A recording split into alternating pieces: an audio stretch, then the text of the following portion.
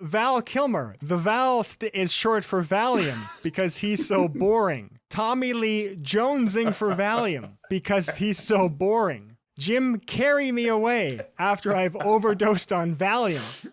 Chris O'Donnell.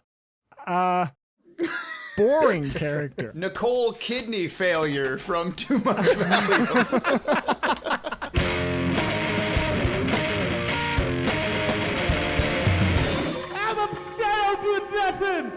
You know, Stefan, when I said to Eric, Stefan, we're going to watch Batman Forever, and Eric said, oh, great, that's with Arnold Schwarzenegger. And I said, no. And he goes, that's with Poison Ivy? No. Catwoman? Eric, why have you not remembered Batman Forever? That came out when we were 1996, when we were just small little boys. When we were just little, about the same age as Robin is in this movie. We were just small babies.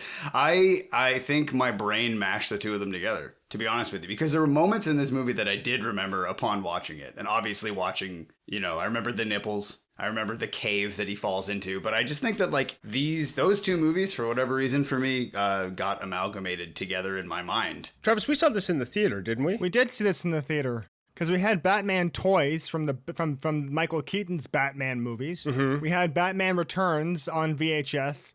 And this is the first Batman film that we saw in the theater, so this was a formative Batman experience. You see, nowadays there's lots of Batmen. There's a Batman for every person. There are too many Batman movies. You can't find a Batman film that at least one person doesn't enjoy. And this is my favorite Batman movie. Really? Out of all of them, it's your favorite? I was dying laughing before. I'm like having something to eat, and I'm just walking around my living room alone. And I'm saying, stay cool, Build Boy. And I'm just thinking about Joel Schumacher being like, Bird. It's Bird, Arnold. Beard. Up and atom. Up and atom. Up and atom. Up and atom. Up and atom. Better. Here's the thing, Stefan. Thinking about Batman and Robin is so bad that people forgot that this movie was also just as interestingly bad. All the hate goes to Batman and Robin. Like, this deserves so much ridicule, and it's forgotten. So I think this was the first Batman movie that, like, started to get into how Batman became Batman. Well, what? Yeah, there's a lot of that. I watched Batman Returns, right? And Batman's just Batman in it. And then I started watching the original Batman with Jack Nicholson and Michael Keaton. And there's a little bit in there about, Jack Nicholson killing his parents. But this is the first one that's like, oh, I went to this place called the Batcave, and I learned something about myself in a dark room, and through the hole in the wall came my destiny. Every movie after that, it was more and more about how Batman became Batman, to the point where they had to make a whole nother Batman origin story movie. There's a lot of like proto Christian Bale in this movie, I found. That very first line, which primes us for the comedy of this film. But when Alfred's like, "Can I convince you to take a sandwich?" and then he turns to him and he's like, "I'll get drive-through." Like, he has the voice. Well, that's just Val Kilmer's beautiful melodic voice. Stefan, there's a deleted scene from Batman Forever where after Val Kilmer gets shot in the head, he loses his memory. Mm-hmm. And Alfred takes him downstairs and points at the cave and says, "You go in there and you don't come out until you remember that you're Batman." Your nightmares are there. And until you face them, I fear you will spend your life fleeing them. And he goes in and he sees a big bat, and then he steps out and says, I'm Batman, Alfred. I'm Batman. Hey, how does Batman decide which crime is worth the drive? There's a robbery in progress. Okay, are they dressed like hawks or have a magic orb or something? No, not really. I get the sense in this movie that he doesn't get to choose. Commissioner Gordon just goes up there in his fucking Ebenezer Scrooge nightgown and turns on the bat signal, and then he has to go. And he's so happy every time Batman comes, and he's just like, "Yay! I don't have to do anything." But could you imagine, like the police? They're throwing up the bat signal. Batman, there's a woman being raped downtown. How far away are they? I don't know. They're like 20 minutes. They'll probably be done by the time I get there. Holy shit. Yeah, can we just talk about that quickly? Batman has to drive. Everywhere. Right? He has to drive to the crime. I know he has like a rocket on the back of his car. It's still roads, yeah. Up in the sky. It's a bird. It's a plane. No, it's Superman. But this is over there. Stuck in traffic. It's a Chevy. It's a Plymouth. No, it's the Batmobile. Batman has to come to the roof of the police station every time the signal comes on. Every time. And then back down to his car. Yeah, so like he's got to drive all the way to the police station. He's got to get onto the roof, and then Gordon's going to say, "Oh, Batman, they're breaking into your house and they're kidnapping Alfred. You got to go back home."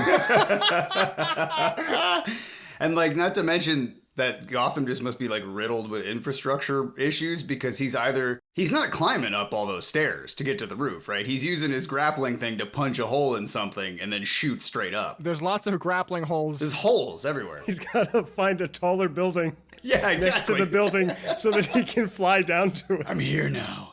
Oh, cool. Thank you, Neil Breen. Every single Batman theme is excellent.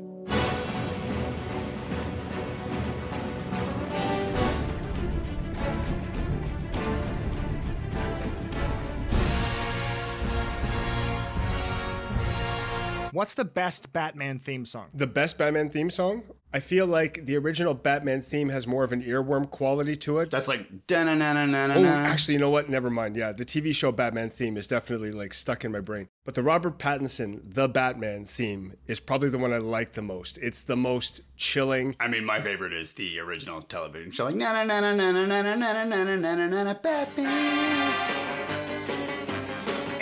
Wrong answer, waif. It's this one. Waif. It's Batman Forever.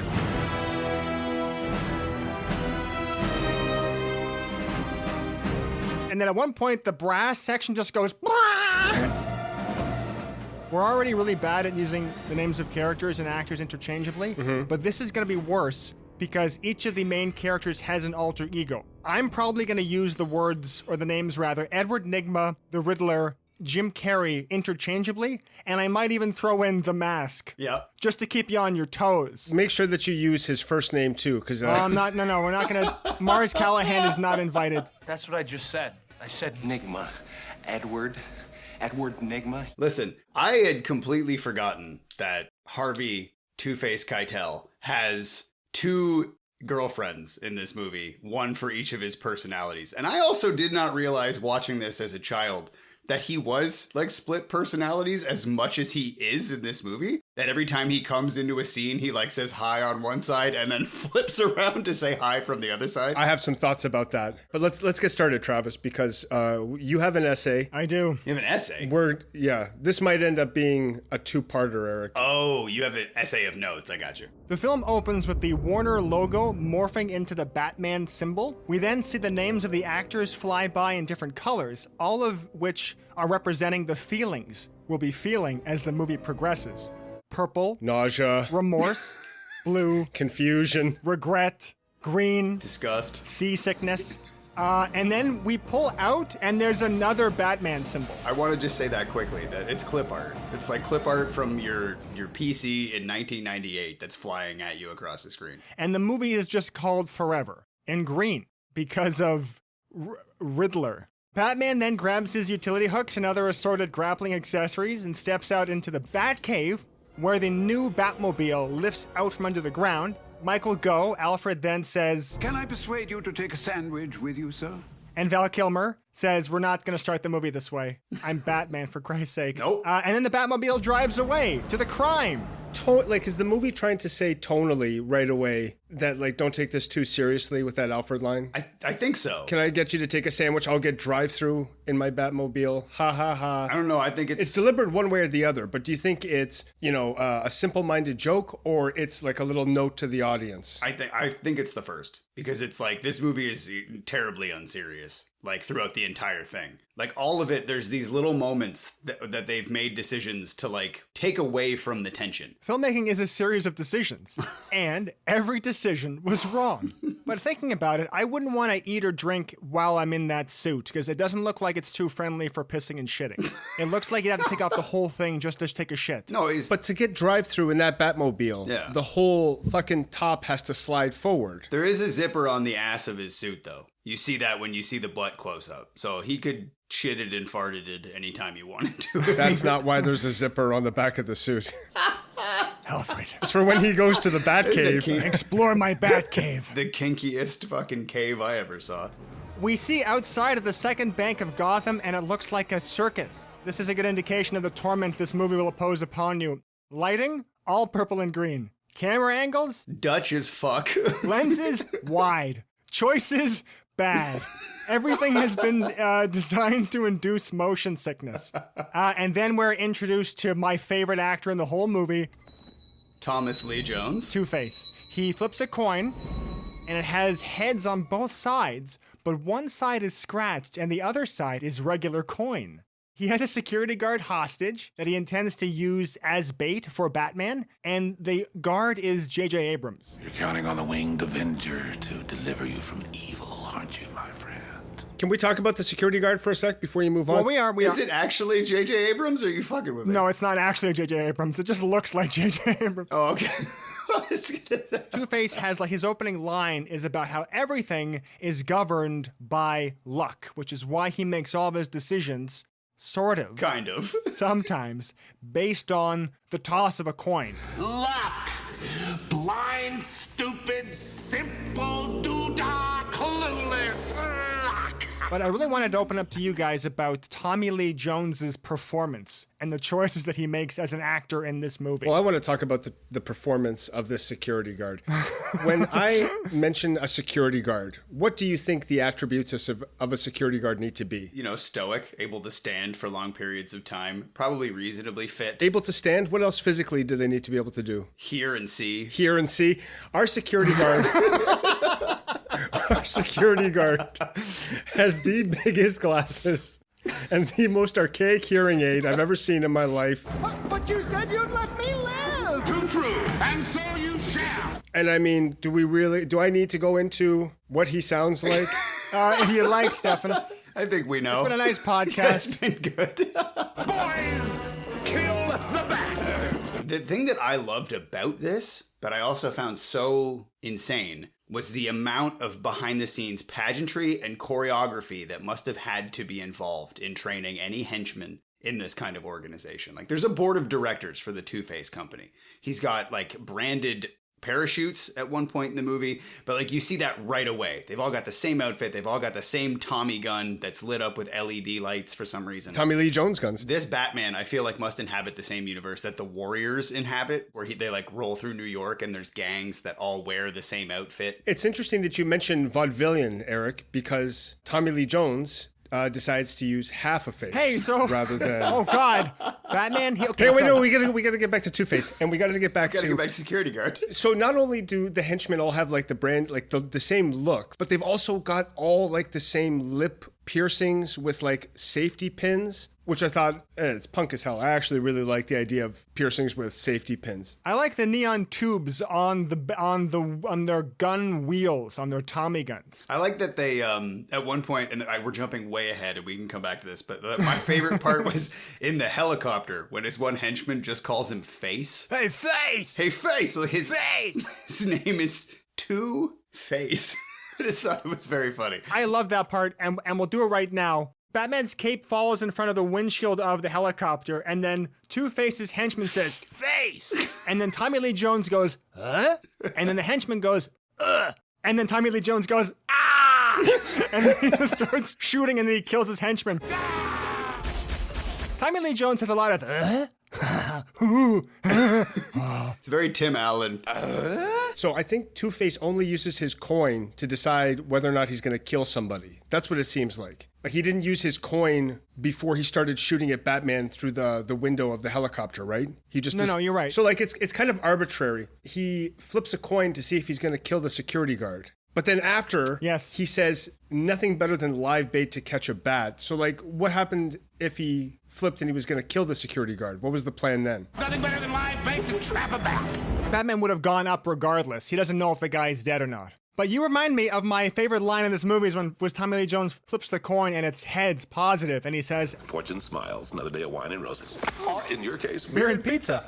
I use that often in my daily life. I adore Tommy Lee Jones in this movie. I read that behind the scenes, he was apparently like not a huge fan of working with Jim Carrey. That's surprising. But they do a great job together in the movie, and I also feel like he stands up next to Jim Carrey, who is basically the best in the business of doing this kind of over-the-top character. No, Tommy Lee Jones, actually, he's based his performance off of Jim Carrey in The Mask, and Jim Carrey based his performance off Tommy Lee Jones in Under Siege.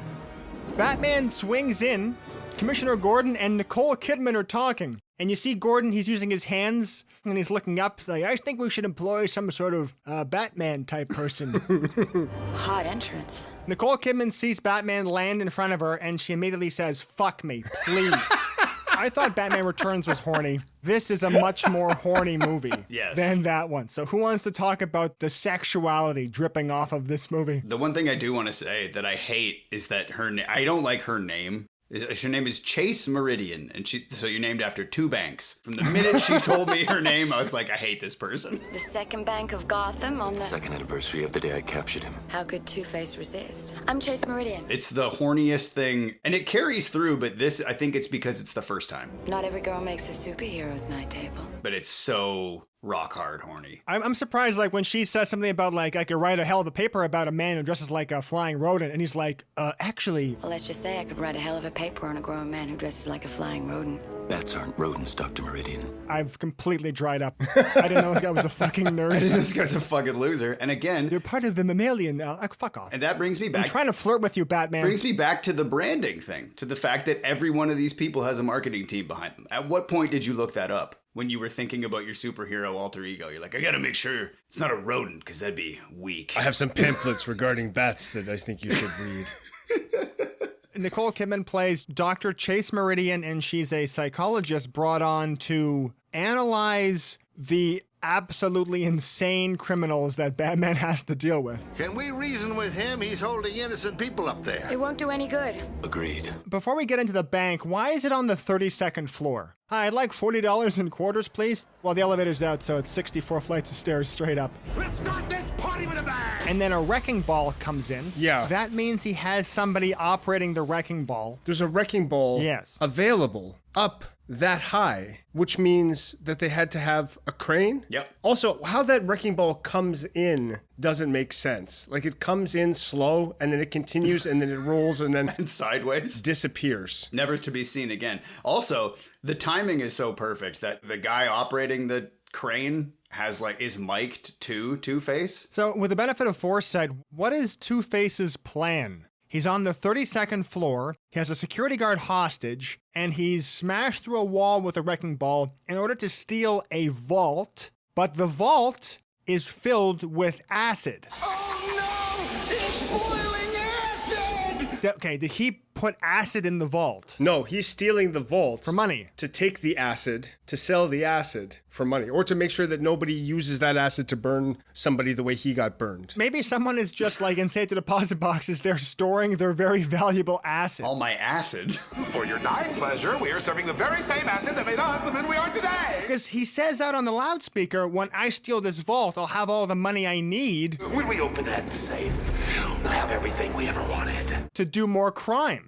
But the vault's filled with acid. And he's already got, apparently, all the money that he needs. The way he's got his crew kitted out. Yeah. He definitely doesn't need more acid. Why is there a vault inside the room of the bank? Why wouldn't the room just be the vault? Well, because... So you can take it out by helicopter. Yeah, because that's not very Art Deco. And why is the vault circular? So it can go on those pipes to be taken out by a helicopter. Yeah, so it can go on rails. So yeah, it's a vault that's on rails, that's not secured, so that if they ever needed to evacuate the vaults, they could slide it out on the rail system. I don't get it. How did they even get that vault up? Well, I guess we know how they got the vault up there. They just had a hole in the wall and they swung it in with a different helicopter. Yeah, the first time. That's how they got the idea for it. I do want to go back real quick and punch in the quippy banter between Chase Meridian and Batman. She says, when he does his disappearing act, she goes, "What should I call you, Bats? Or do you have a first name?"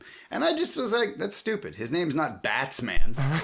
So I thought that was dumb. By the way, do you have a first name, or do I just call you Bats? Bruce. Oh, fuck! Ah, shit! But, you know, that's funny because he's terrible in this movie at keeping that identity secret. Okay, so Batman takes the elevator up, and he is immediately shot at by Two-Face's goons. Very punctual, even for his own funeral. Boys! They're gooning all day and night. The one thing I do like about Harvey Two-Face is that at every single opportunity, he tries to kill Batman immediately. Blast him! When the elevator gets to the top, he just says, blast him. When he sees Batman in front of the helicopter window, he shoots him right away. Every single time, he just tries to kill him. He saves the monologues for the security guard, not for Batman. Yes. Anyway, Batman, he dispenses with the goons quite easily. He even uses and I wrote this down, he uses an electric goofy warbler machine. Electric blue goofy warbler.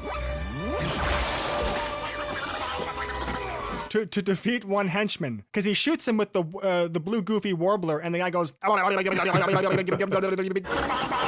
and then he throws another guy into the blue goofy warbler, and then that guy goes, and then you know they both came immediately. Batman saves the security guard. He pulls out the security guard's tape, and the security guard says, "My asthma." And he says, "It's a trap. It's a trap! Batman is supposed to be a smart crime-fighting detective. The world's greatest detective. The world's greatest detective.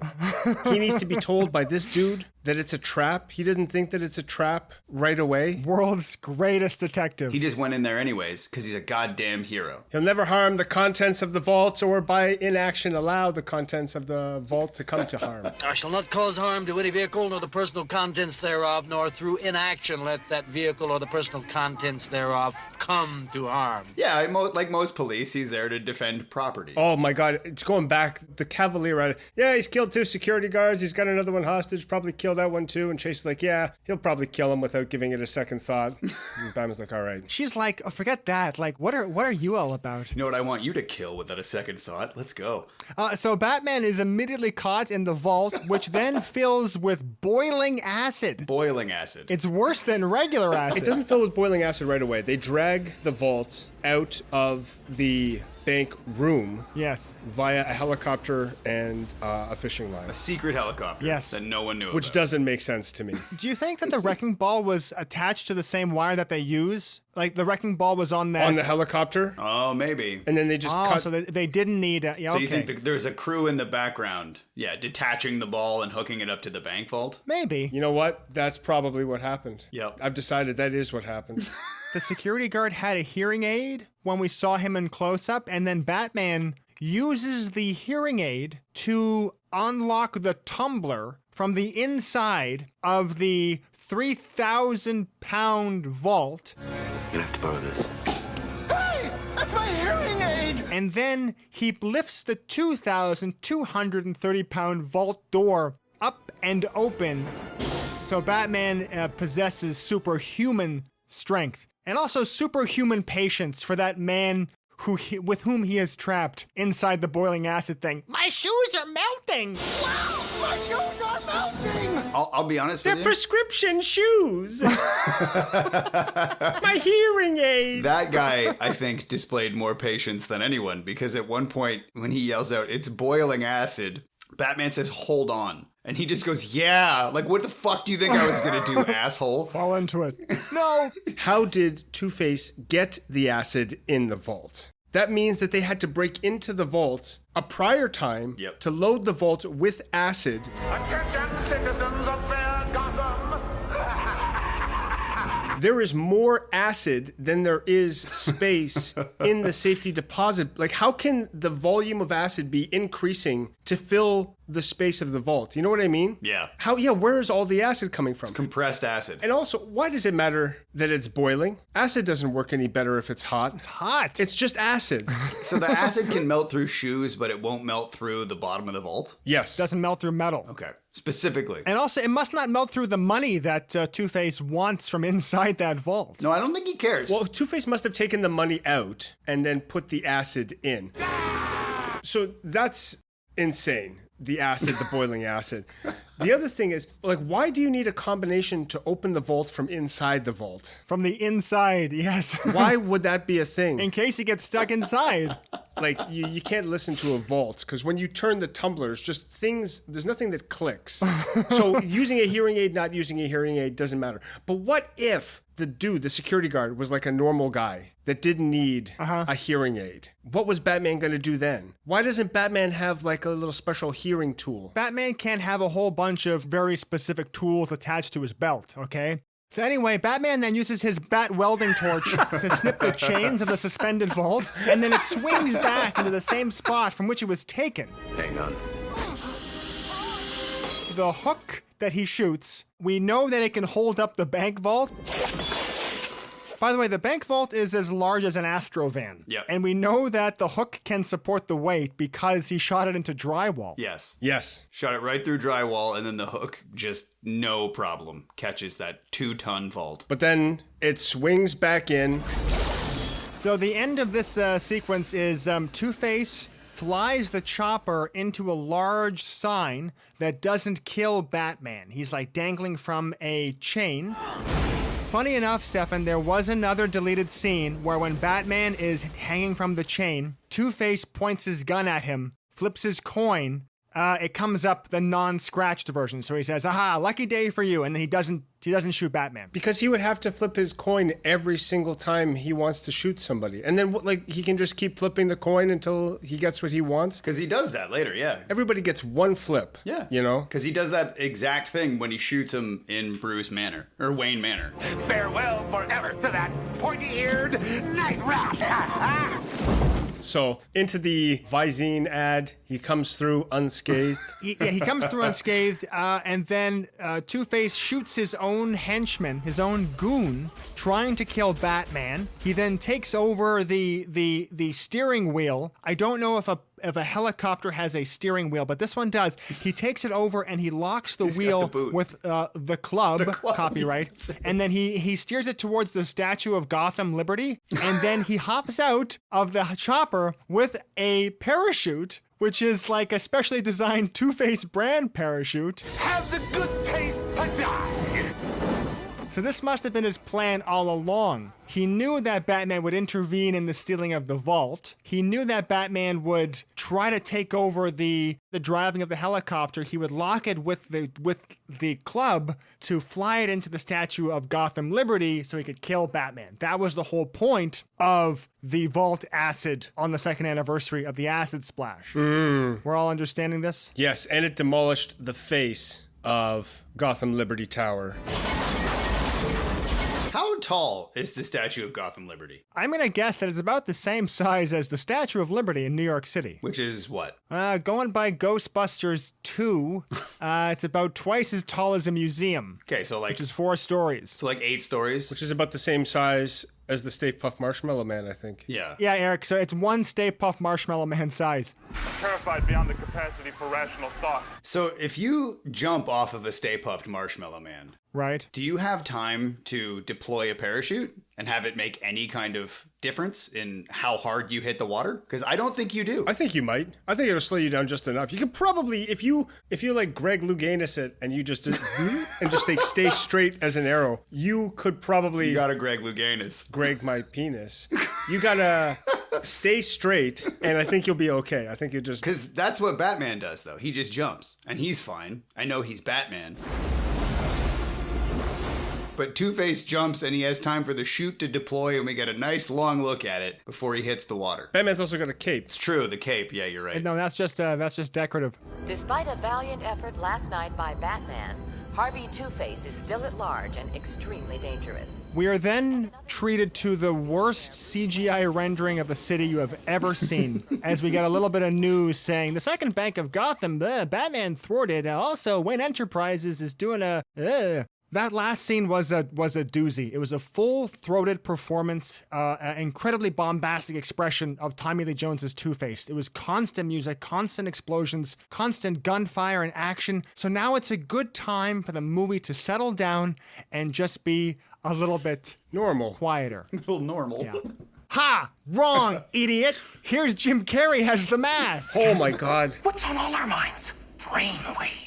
I want to talk about... Travis, have you met my friend Edward Ligma? And you are? Nigma. Edward Nigma. That's all I could think of the whole time. This is probably going to... Because Jim Carrey is a national treasure. I don't like him. The only time that I remember liking Jim Carrey or Jim Carrey bits was when he was on In Living Color. So good. But once he discovered this persona, like the Ace Ventura persona, that's what he became in every single role. Like I'm watching this with people that haven't seen it and they're like, oh, wait, so the Grinch is the Riddler? The Mask is the Grinch, is the Riddler? Like he's always doing the same intensity all the way through. What's he was in that movie like the one where he plays a crazy person. Oh, Batman Forever. Batman Forever. Yeah. No, he's done a couple of serious roles and I haven't really cared to watch him, but he's too much. He's too loud. Bruce Wayne steps out into a tube room to do a quick tour of, I guess this is the invention hallway, and he's greeted by Stan Sitwell. Yeah. Are you surprised? You look surprised. I'm sorry. I must have put it on too high. One of his eyebrows fell into that bowl of candy beans. Val Kilmer then meets Jim Carrey. Jim Carrey's character name is Edward Nygma. I beg your pardon, Nygma, I said. Jim Carrey is obsessed with Val Kilmer. And some people have been trying to keep us apart. Back to work, Edward. And then he introduces his invention. The future of Wayne Enterprises is brainwaves. Which I don't understand what it is. It looks like a blender full of shredded ice on top of an 18th century neck brace. My invention beams any TV signal directly into the human brain. It sort of works like a 3D TV in your brain. Right? It's sort of like what that brain dead emerald boy Elon Musk wants to do with his Neuralink. The monkey chips. But instead of being senpai that alpha males will arch their back for, this is the supervillain of a Batman movie. Like this is what the evil guy wants to do. When I saw it, the only thing I could think of was it was a margarita maker. It's just like a margarita maker that goes on your head. He comes around the corner like he unveils it with such a flourish and he goes, "It makes drinks." That whole room is ridiculous. It looks like a boardroom with a bunch of like fold out tables, and then it's got Jim Carrey's trade show-esque grid apparatus that he's hanging all of his junk on. It looks like a garage sale. And this is the invention wing of Wayne Enterprises. Edward, what do you have for us today? Well, I have a drink maker that you can put on your TV. Okay, we're going to have to let you go, Edward. By stimulating neurons, manipulating brainwaves, if you will. Well, and like the other thing is this building, it's right over top of a hydroelectric dam. So I don't know if that's because it's supplying the power, but it's also like the vibration and the noise. I don't feel like that would be conducive to good work. Like your table's always just shaking all day. Yeah, it is always. And like a fucking nervous breakdown. I want you to know we'll be full partners in this, Bruce. Look at us. Two of a kind. Jim Carrey is the Riddler. Yes. He's the Riddler right away. He's the Mask. No, first he's the question man. he's got a billboard. What's going to go on there? Nygma. I'll put a giant N on it. Can't let them know my secret identity. I'll be N-word man. No, where was it? Yeah, he's already the Riddler. He's got a Riddler bobblehead. He's got his own merchandise in his work area. He's already talking like the Riddler. Riddle me this. Riddle me this, Fred. There's no arc for him. There's no transformation, which pairs perfectly with his line delivery. Full tilt the whole time. Like he's got like these ups and downs, but it's like a Jiminy Glick style up and down. Thank you. First of all, because I'm a big fan of that guy. Like it's so put on and forced. The thing that I didn't understand, and I think that this answers the question, because I felt the same way as you, Steph. I didn't get what the point of the character's arc was. But I don't think that he knew right away that his invention would somehow make him smarter. And we're jumping ahead here, but like, I don't get why he has a headset on when he traps Ed Begley Jr. and makes him watch 3D fish. I don't know why he's got the headset on too, but he does, and he finds out that the thing can make him smarter. So I think originally his intent was just to invent this new television, and then he's like, I'm gonna steal everybody's brains so that I can riddle so hard. By the way, if anyone at like a party were to approach me and say, I got a riddle for you, I would just say no thank you. It's as hacky and hokey as a fucking knock-knock joke. So anyway, Val Kilmer, he sees the Val Kilmer signal in the sky in the shape of a bat, which begs the question: what happens when there are no clouds? Oh wow, No crime again, huh? Another day off for me. Shine it onto my ass. Jim Carrey wants more money for human trials for his Brainwave 3D TV blender box. Val Kilmer politely declines by putting a little bit of red tape in his way. You call my assistant Margaret, she'll set something up. I need an answer now. I'm sorry, Ed, then the answer's no. And then Jim Carrey immediately goes from idolizing Val Kilmer to swearing vengeance. You were supposed to understand. I also don't think he understands how like proprietary law works, because he's like, we'll be 50-50 on this, Bruce. And Bruce is like, no. It's mine. I own this company and you work for me. So this is mine now. I own you, Mr. N-word. You work for me. Jesus Christ. Okay, so Val Kilmer then goes to his office where he takes an amazing water slide back to the Batcave. And then he drives his rocket car to the bat signal. Oh. And then this is... Sorry, hang on. Yeah, I got one too. So Steph, you go first. He's in his chair. He says chair, and he goes in the tube. Chair. Like, what happens? So, yeah, I just gotta have a seat in my chair. Oh, fuck, no! So the chair shoots him down a tube. Yeah. And then into the tube, he goes into, like, a coffin. A coffin thing. And then... Just in case he dies, he's already packaged. He just shoots him right into the river. And he's going 200 miles an hour at one point. You see an odometer on his bat-shaped coffin tube. What the fuck? What the fuck is the point of this? And then I remember I'm watching Batman Returns, and there's a bit where like he's got like an Iron Maiden, and when he closes the Iron Maiden, the spikes disappear, and then the Iron Maiden is like his bed that like carries him down. But that's in his own house, from like the top floor into like his Batcave. This is from Wayne Enterprises to his house. Alfred. I saw the signal, sir. All is ready. When he takes his little bat pod down the water slide and it says like 275 miles per hour, when he lands in the Batcave, it's there and like it's rattling and like there's a whole bunch of smoke. I thought the door was gonna open and just like a cooked corpse would just like fall out. He looks like Eddie Valiant and Roger Rabbit. He's just smushed to the bottom of the thing. Do you mean to tell me that you could have taken your hand out of that cuff at any time? No, not at any time. Only when it was funny. Well, there's like some kind of shield around it. It looks like there's some kind of shimmering shield around it as it's flying. Some sort of bat shield, right? Yeah, bat Some sort of bat technology is used. Batman then gets in his rocket car and he drives to the bat signal. But it's not Gordon who's there. It's Nicole Kidman, and when he arrives, she's grinding the bat signal. Can we discuss this horny scene as well? Absolutely. Commissioner Gordon. He's at home. I sent the signal.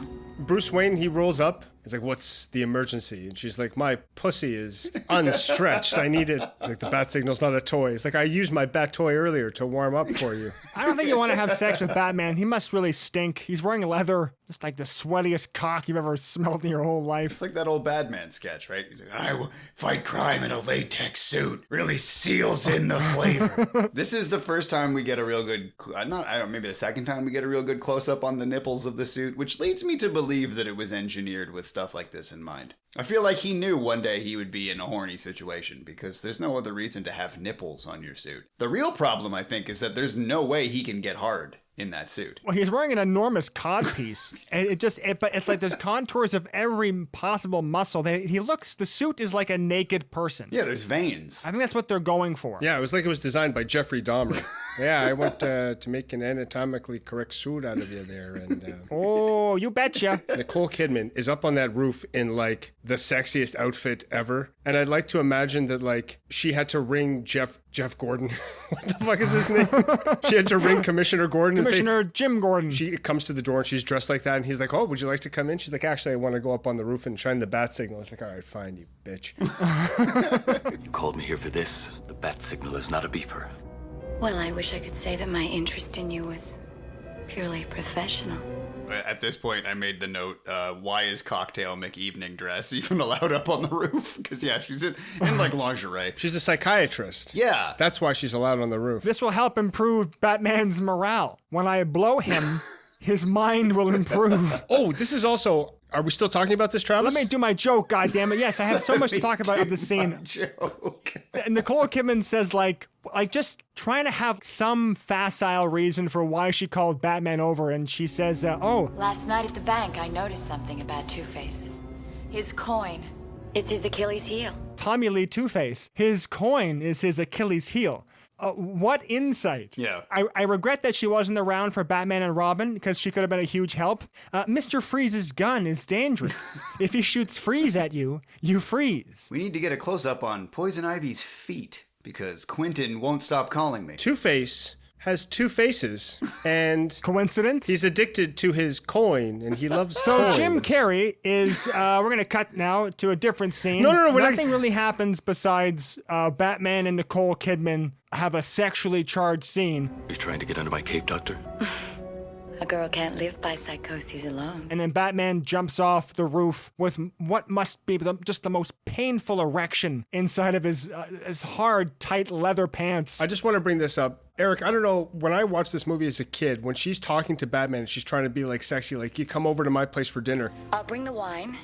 You bring your scarred psyche. I'll bring the wine and you bring your scarred psyche. Mm-hmm. As a kid, I had no idea what that was. I thought it was one word and I thought it was a food. Or I'll bring the wine and you bring your scarred sake. What the fuck is that? It's some kind of eggplant dish. Just off the top. It wasn't until I was like, oh, she's being like cute. Scarred psyche. I also love, and there's a moment coming up that this comes up again, but like the idea of like when she's inviting him over for dinner, right? If we break this down, does she want him to show up in the bat suit? Like, is she saying like, no, you come over as Batman? You come over in this, like, or is she trying to suggest like, I want you to come over as whoever you are, right? That part I don't understand because she's like so hard for Batman and Batman only. It's just fantasy. She's just going to grind on his suit. She has like, okay, doesn't really need any appendages. Women.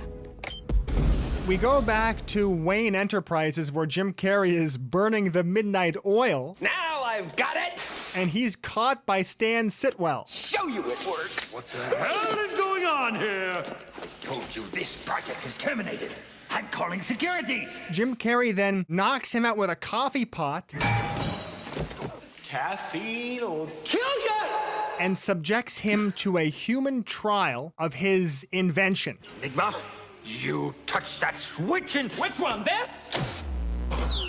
He makes him watch Fishing Planet, and it makes Fishing Planet more enjoyable. That's the point of the invention. This is also where he hits him on the head with a coffee pot and screams, "Caffeine will kill you," which is, I have to imagine that that's like a Jim Carrey joke. Like Joel Schumacher's like, just hit him over the head. It's like, no, I'm going to say the line. Don't say the line, Jim. Just fucking hit him and then we're going to move on. And they could not get a take without him doing the "caffeine will kill you." And it was at that moment that they're like, yeah, all right, just whatever you want to say. The act of like hitting someone over the head with a coffee pot is very violent. So them just throwing in the line of like, "Caffeine will kill you," it's supposed to make you feel like, oh, okay, it's acceptable violence. And they do that with the sound effects too. Because there's like comic book sound effects throughout the whole movie, right? Like he gets nailed in the head and you hear like the ding, donk.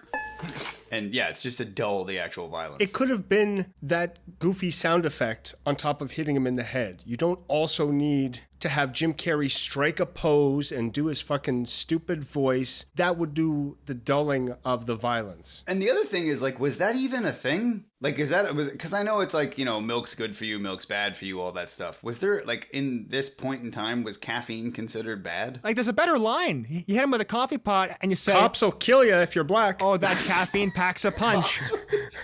What? Losing resolution. I want to talk about Jim Carrey, Edward Nygma's invention, because he has Stan Sitwell trapped in a chair, and Stan Sitwell has the invention on, and Jim Carrey also has the invention on. He turns on the 3D TV, and it works. More power! But then he increases the electricity input, and then Jim Carrey says that his mind is pumping with the power of yours. I'm having a breakthrough. And a breakdown? Maybe! Nevertheless, I'm smarter. I'm a genius. No, several geniuses. He's quote-unquote sucking his IQ. I'm sucking up your IQ. Vacuuming the cortex. Feeding off your brain. Quote-unquote using his neural energy to grow smarter. What does this mean? Because Stan Sitwell doesn't get less intelligent. Yep. Why? What does it do? Well, it makes you dance like an idiot. It makes you do hacky impressions of like game show hosts from the 1970s. Edward Nygma, come on down! You're the next contestant on Brain Drain! It's making him smarter. I don't know how is he aware of that? Yeah. I guess he just feels smarter. Like, do smart people sense that they're smarter? Or does he just have Sitwell's thoughts? No. He's utilizing Sitwell's neural energy, which is green goo, to grow smarter. And it's like, I don't think it's a permanent thing. No, it is. It's permanent. Yeah. Because it stays with him after he takes the thing off. You can tell by how good his riddles become. How good his riddles are. And then he wants to call himself... They're unsolvable. The question asker, man. Can we just quickly mention, too, that, like, the entire scene is bathed in this hideous green light. It is the ugliest... It's like purple and green lighting I've seen. It's awful. It's really, truly nauseating, the amount of... It's just drenched in hard green light that should be carefully backlit, you know? And he should sort of stand out with his orange hair, but he doesn't, because everything is green. I don't understand, again, I know I said this before, but I don't get why he has the helmet on in the first place. I don't understand why Jim Carrey decided to put it on. It's to make 2 margaritas at once. Well, yeah, I mean, I guess one crushes the ice and one milks the limes. Is the other one to monitor Sitwell's brain through his brain? Maybe he just had 2 and he was like, fuck it, let's go. Well, maybe it's a thing where, like, he's not all that bad. If he's going to subject someone to a human trial, then he does it himself. But it probably would have been better to, like, have him experimenting on himself, finds that, like, his neural energy is increasing, and then is caught by Sitwell. And then he puts an invention on him to see what it does to the both of them. What the hell just happened? A very surprising side effect. I'm okay with, like, the box makes him smarter. That's fine. Just tell me why and how, and I'll believe it. But it does a lot of different things throughout the movie. It even shoots the green goo to destroy the bat wing later on. Is that neural energy he's using as a weapon? Is. I just had a little thought. So you cut the scene with Val Kilmer visiting the shop. Because what Val Kilmer does... Val Kilmer? What he does... Gil Vilmer. ...to Nygma is not... He's like, I don't like your idea. I'm not going to give you funding for it. What was that, Travis? Edward Nygma. Edward Nygma. Nygma ball. This is what I'm thinking, right? Instead of having that scene, you have Edward Nygma in his little cubicle testing the device out on him. Eric, you okay? Nygma balls got me. Real good. Oh, go on. Sorry, I'm doing serious stuff. He tries the device out on himself, and he's monitoring what happens. Then, later, the boss, Sitwell, is like, Edward, this is insane. You can't do this anymore. He knocks Sitwell out, and then he puts the device on the both of them. And then he can sort of get into Sitwell's thoughts, and he finds out that Bruce Wayne doesn't like him, doesn't like his invention. Holy shit, that's good. He absorbs through Sitwell's mind that the whole company thinks he's a joke, while simultaneously feeling like, oh, I'm absorbing Sitwell's thought. I know what he's thinking now. That's how he discovers the connection of the devices, and that's where he gets his resentment towards Bruce Wayne. And then you can have him kill Sitwell. Oh my God, that's so good. Jesus. Oh, spoiler alert. Oh, shit. Sitwell is on a chair tied up. You are fired. Do you hear me? Fired! I don't think so. And he rolls the chair towards a window, and Stan Sitwell breaks out through the window just a little bit. He's only being suspended, or like, he's only being held back from falling, rather, from Edward Nygma's head device and, like, the power cord. So he's going to fall. Edward Nygma says, "You're fired." You are fired! Or should I say, terminated? He should have said... He says, "Caffeine, I'll kill you." He should have said, I'm afraid we're gonna have to let you go." That would have been great. Maybe that was the line, and then Jim Carrey says, like, how about this? How about I say, "I'm the mask," and I go, Ooh, nice form, but a little rough on the landing. He may have to settle for the bronze. I also don't want to breeze past the fact that Stefan's rewriting of that scene achieves all of your narrative goals while actually adding a little bit of, like, substance and, like, emotional drive and emotional need going forward. So that would have been better. Yeah. Way to go, Stefan. That's actually, you fixed the movie. Well, I have the benefit of hindsight. So Stan Sitwell dies. Well, we don't know that he dies. See, just Sudden Valley, it just sounds like something bad will happen all of a sudden. What are you taking, stupid pills? So Stan Sitwell dies, right? And then we cut to the next day and we see on TV, it's two faces, Harvey Dent, Tommy Lee Jones, Tommy Lee Two-Face, Harvey Lee Dent, Harvey Two Lee Two-Face, Harvey Ray Jepsen, Carly Rae Jepsen, Two Lee Two Furious, Billy D. Williams. Oh my God, you think that's why he's Harvey Dent instead? They meant to call Billy D. Williams, but instead they called Tommy Lee Jones by accident. And it's a three-name name. Puffs on a cigar. Give me the actor with the three names. Lee Harvey Oswald. Aside from that one little incident, Mrs. Kennedy, how did you enjoy the parade? Okay, sorry. We see Tommy Lee Jones's backstory on TV. Good thing they filmed it. Harvey Dent, once Gotham's district attorney, was horribly scarred by underworld kingpin Boss Maroney. He's arguing on behalf of like the state as the district attorney, and then the boss Maroney, who is the angel who visited Joseph Smith, he throws acid at Harvey, and then Batman... Yes! Although Batman tried to save him, Dent's left brain damage transformed him into a violent criminal. Batman tries to save him, but it hits him in the face, and because Maroney threw acid at Harvey Dent, Harvey Lee Williams, Two-Face is angry at Batman. Do you see Batman in the courtroom today? Can you point him out? I just can't, I love the way that this movie tries to rationalize that the acid only melted half of his face because he, put a fucking manila folder up when he got hit. And somehow that perfectly, bifurcated his face for the acid. Batman jumping out of, he looks like he's sitting with the jury. And he, leaps out of the jury box. Jury number 9, are you Batman? No.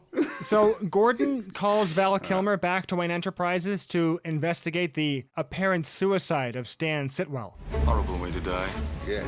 The video surveillance cameras are down here. Good. We'll dredge the river, but with that current, I doubt we'll ever find the body. Nigma is all broken up about this. He's crying. Why? Oh, why? And he has a suicide note from Stan Sitwell, and he says, I found this in my cubicle. You'll find the handwriting matches his exactly, as does sentence structure and spelling.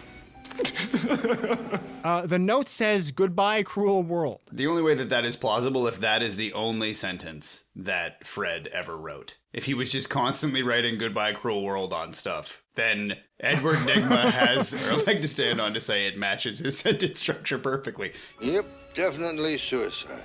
Val Kilmer then goes into his office where he receives his first envelope from Green Man. What's this? I don't know. If you look at the numbers on my face, you won't find 13 anyplace. Maybe this is from the man who he met yesterday who's crazy. So all of the Riddler, guy in green, dressed in question marks, all that all over Edward Nigma's work area. Yeah. Val Kilmer gets a black envelope with a green question mark on it, or vice versa, I can't remember now. And this is Nigma, right? But he doesn't know he's the Riddler yet. He hasn't discovered that, but he's sending a riddle with his logo on it. World's greatest detective. He didn't wrap the riddle in a crossword puzzle from the newspaper. He has branded stuff from the Riddler. Yeah. And then later he's trying to decide who he wants to become. You would also assume that perhaps Bruce Wayne would relate this somehow to the insane person he met yesterday, who he saw verbally berate Stan Sitwell, and then Sitwell dies today, and then moments after the police call you in to investigate the suicide, you see a mysterious envelope. You think you would match these all together, but no. His assistant says, Who would send you a riddle? That, Maggie, is the riddle. To which I say, no, the riddle is the riddle. We transition over these beautiful miniatures to Jim Carrey's apartment.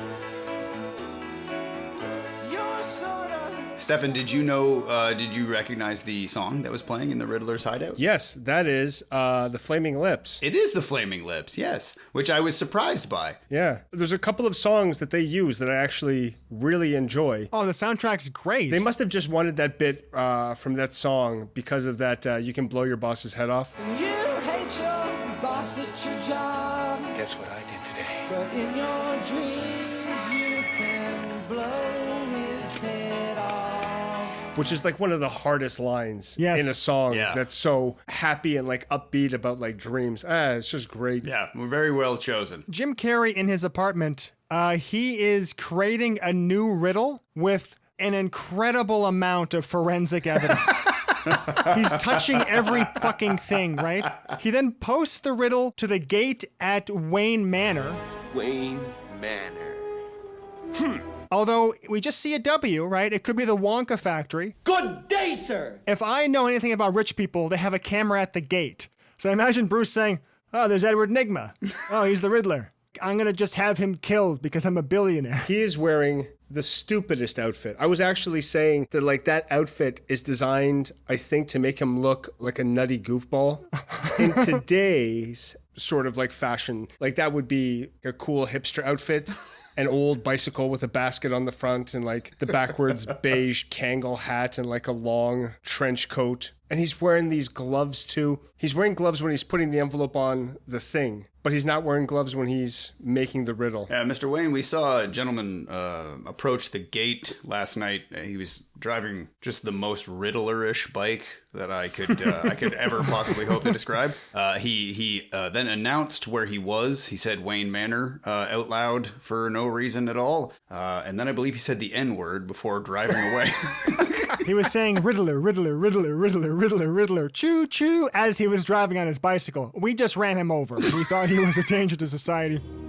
Val Kilmer arrives at a real building. I say a real building because it's not like one of those impossibly tall neo-fascist precisionist sets that they have built on like a weird Dutch angle. And because it's a real building, when the camera tilts down, Joel Schumacher must have said, something's not right. When we do some color timing, let's make the sky magenta. And they turned that knob and they went, that's better. I think this is the only shot in the movie where like a real location besides Wayne Manor is used. And even in this point, the sky is purple. The thing that I wanted to ask, this is where I started to pick up on it, and I know that I'd seen it several times before this.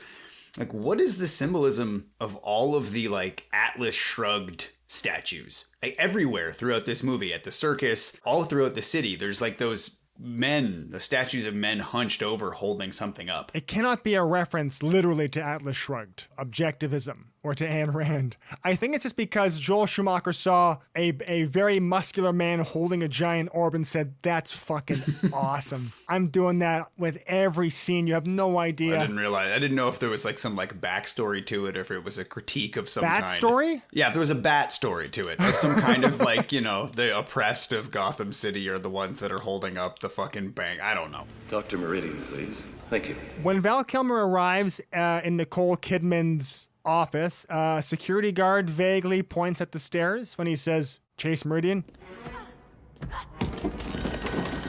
Val Kilmer then knocks on the door of her office, and then he hears her masturbating furiously to photos of Batman, so he kicks the door down. I like their banter in this scene. I have an appointment. I'm Bruce Wayne. Good. Then you can afford to buy me a new door. But Val Kilmer is here explicitly to talk about the riddle that he got. Someone's been sending me love letters. I thought you might give me your expert opinion. And they have that lovely back and forth where she says he's a wacko. My opinion, this letter writer is a total wacko. Is that a technical term? Patient may suffer from obsessional syndrome with potential homicidal tendencies. What you're saying is this guy's a total wacko. I like Val Kilmer. I like him just as an actor and his delivery. It's when I thought back about this movie before I watched it again, I was like, oh, Val Kilmer's kind of monotone. He's kind of boring in it. But he's not. He's subtle about it. And by comparison to like Tommy Lee Jones and Jim Carrey, it looks like he's not doing anything. But he's doing a lot. He's just doing it in the proper way. I think he's a great Batman. He really is. I hate this scene. I'll take the opposite approach here, and it's specifically for one reason, because it doesn't make any goddamn sense. I get that there's some banter going back and forth between them. He shows up with a couple riddles that he's already sussed out the answer to. No, but here's the problem. See, this is why you like Jim Carrey. Here's the problem. Hold on. Let me finish, and then you can come back at me. Because for the most part, I'm just being facetious. But the one problem that I have with this scene is when he sees that fucking doll. Still playing with dolls, Doctor?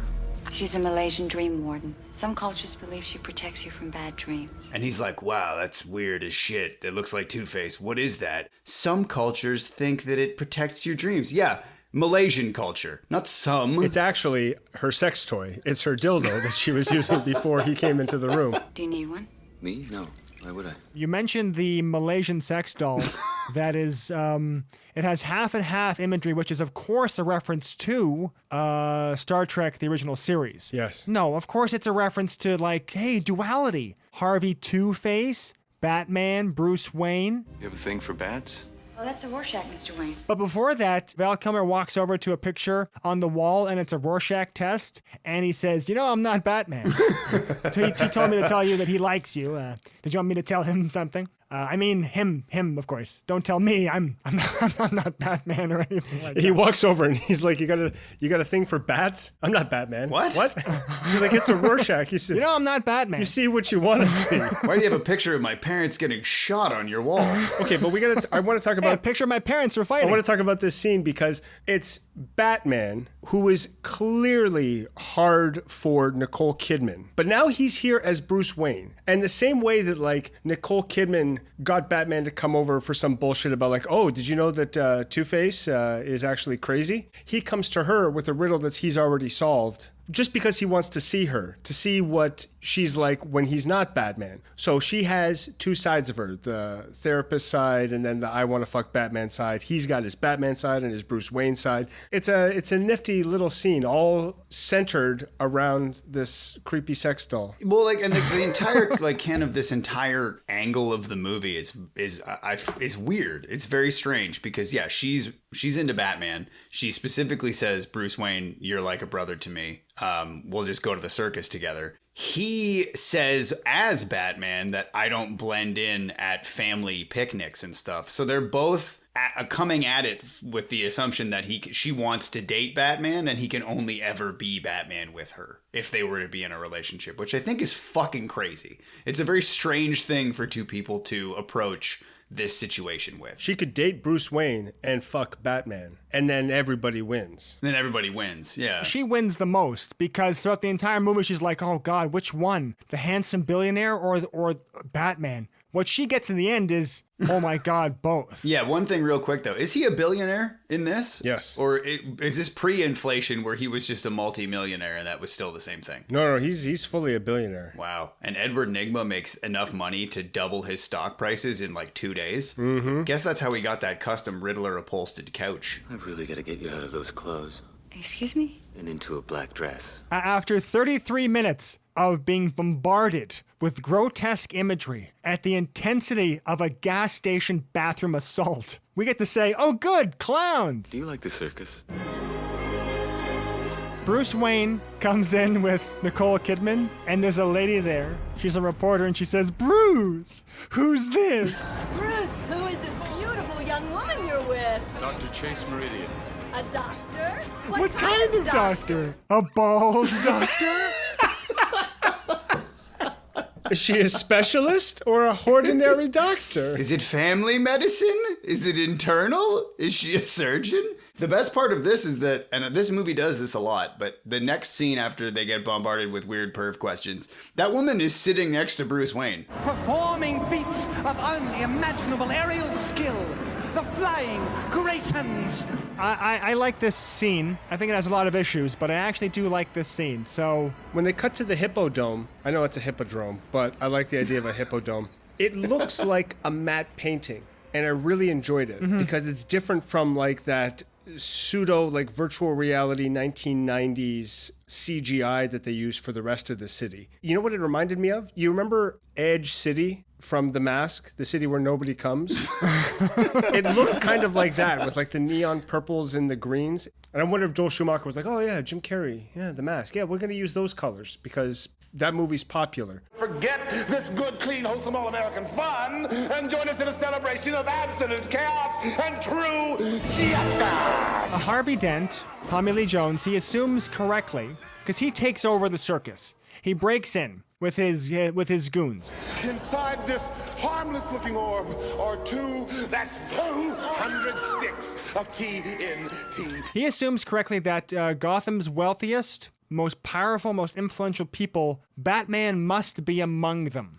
Hell, odds are one of you pasty-faced twits is Batman. So he wants to know who Batman is, and he threatens everybody there with an explosive device. And the bomb has a detonator, but when he turns it, it has a countdown clock. So I don't think he has any intention of turning that bomb off. I don't think he knows what a detonator is. Like, the detonator doesn't start a timer. The detonator detonates. That's what he wanted. He was just going to blow the whole thing up. But I mean, if he was going to blow the whole thing up, then why not just get out of there and blow the whole thing up? Bad coin flip. You have 2 minutes.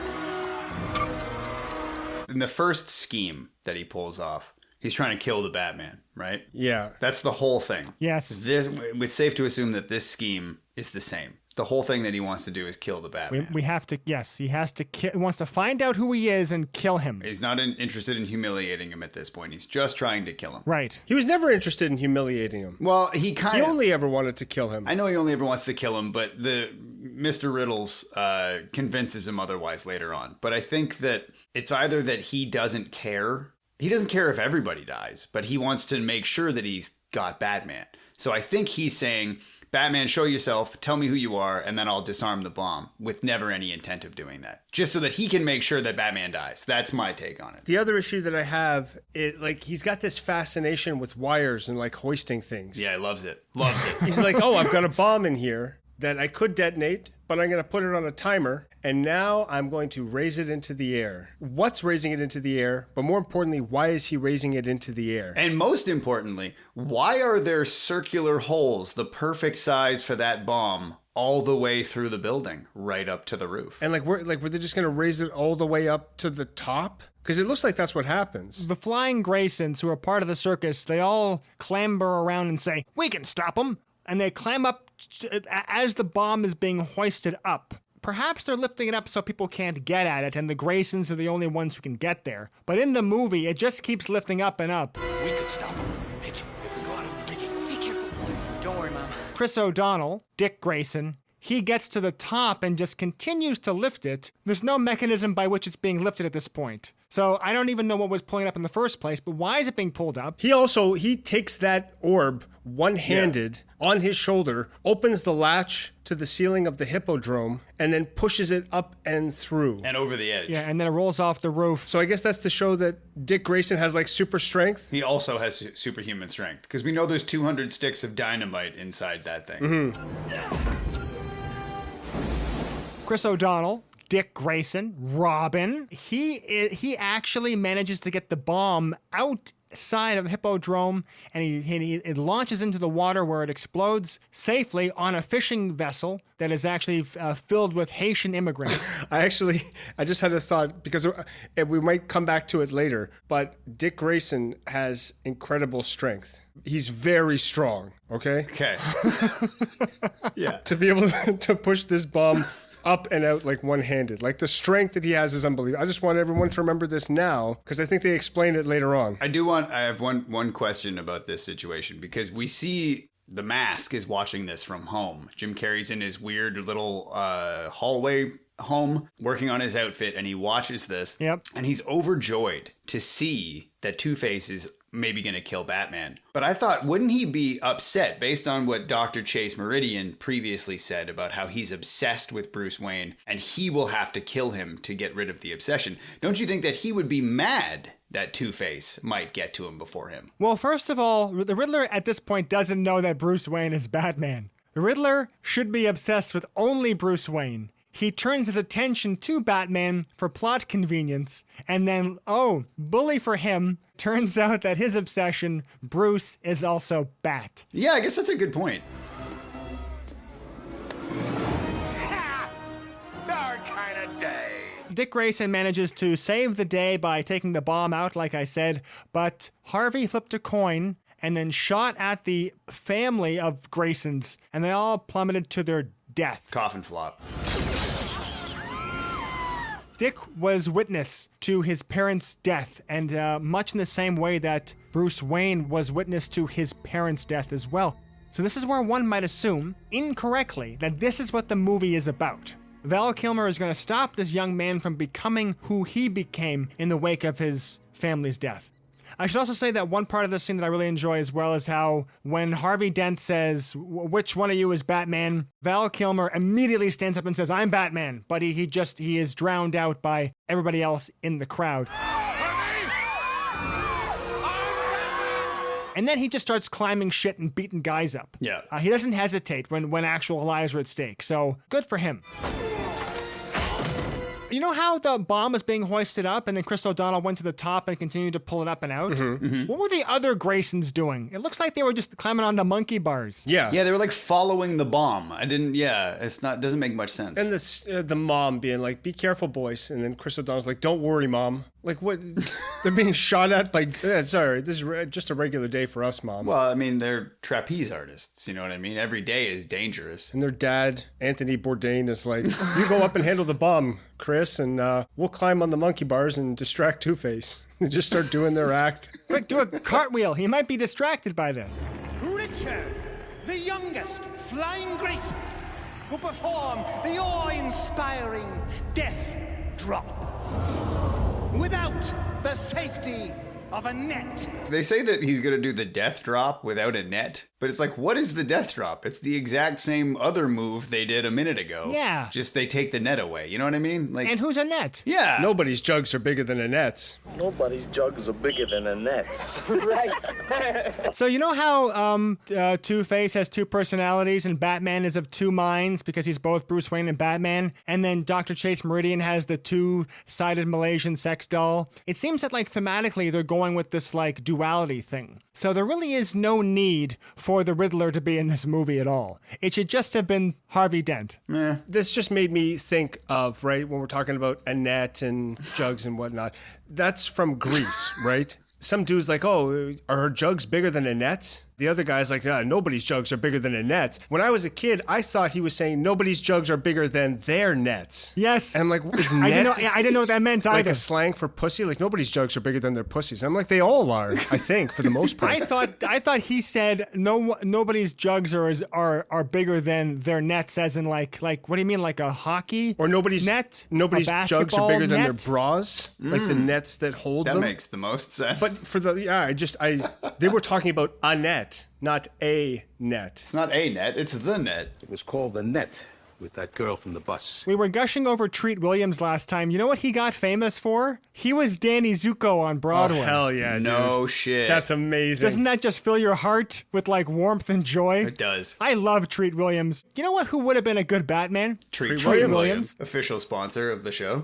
Like a fine wine, I'm aging gracefully. Thank you. So after Chris O'Donnell's parents die, Commissioner Gordon brings Chris O'Donnell to Wayne Manor. Good of you to take him in. He hasn't anyone now. We've had him filling out papers all day. He hasn't slept. He hasn't even eaten. Because otherwise he's going to get processed for the boys' home for 13-year-old boys, because that's the only thing that makes sense. Yes. You know, to be put into foster care. You're not going to be put into foster care as a 30-year-old man. Glaring issue. Chris O'Donnell looks 30. He looks as old as Val Kilmer. So they're talking about social services. Yeah. Social services? So he's 30. He's got his M license. He's fine. Welcome, Master Grayson. I'm Alfred. How you doing now? There's a room prepared for you upstairs. For the rest of the discussion, though, I will be referring to him as a small young boy. Also, how typical. This poor kid, his family gets murdered, and they keep him up all night filling out paperwork, and they don't give him anything to eat. Yeah. And Gordon says it like it's his fault. He's been up all night filling out paperwork, and he hasn't even eaten. It's like, well, you guys didn't fucking have to make him do paperwork. Yeah, give him a cheese sandwich at least. What the fuck? I'm out of here. Excuse me? I figured telling that cop I'd stay here for a while saved me a truckload of social service interviews and charity, so no offense, but no thanks. Chris O'Donnell says, I'm out of here. I gotta leave, and I gotta find Two-Face, and I gotta kill Two-Face. And Val Kilmer says, oh, young man, killing Two-Face won't bring you peace. There's more to life than just revenge. And I do like this scene because there's a kind of a clever way that Val Kilmer, Bruce Wayne, keeps Chris O'Donnell at the house. Spare me the sermons, right, Bruce? I don't need your advice. I don't need your charity. Nice bike. Hang out at a lot of biker bars, Bruce. He notices, because he's the world's greatest detective, that Chris O'Donnell is on a motorcycle. So, you drive a motorcycle? Chris, do you like motorcycles? Do you like watching movies with gladiators? Ever see a grown man naked? Joey, You ever hang around a gymnasium? So he says, hey, I seem to be out of gas. You want to go in the garage and pump off? He takes him into the garage, and Chris O'Donnell is just wowed by his collection of motorcycles, and Val Kilmer says, hey, you know... It's a 1917 Harley. Indian classic, fully restored. This is a Vincent Black Knight. Some of these need a lot of work. If somebody were to fix one of these up and stay, they could keep one of these motorcycles as their fee. If someone did. Alfred walks in with like the best looking burger ever and says, oh, he's not staying? Guess I'm going to throw it away. I'll just toss this away then. Perhaps the dogs are hungry. Hey, Al, wait up. And I like it because they don't like force him to stay. They're such accommodating hosts. It would have worked a lot better if Chris O'Donnell didn't look as old as Val Kilmer. Mm-hmm. Yeah, it shows a tremendous amount of perception on Bruce Wayne's part to realize like this kid is rebellious. He's not going to respond to like some authoritative, you have to stay here. I'm going to let him think that he's making his own decision in a way. Like it's very astute of Bruce Wayne. Absolutely. I loved it. Steph and I couldn't stop thinking about pumping off. Fear and Loathing. Pumping off too, but also Fear and Loathing. The scene when they're in the elevator. Mother of God, I thought. Here it comes. And he's trying to convince that young lady that he is one of the motorcycle riders. Because oh my God. Vincent Black Shadow. We're with the factory team. He goes through that list. Harley, Vincent Black Shadow. Kawasaki. Yamahas, DMCs. Kawasaki. That's all I can think of too. Exactly. Where will the dynamic duo venture forth next? What evil villainy will they encounter? Will Robin ever grow up to be more than a small child? Will Batman ever fuck Nicole Kidman? Will Robin watch and jerk off? Find out next time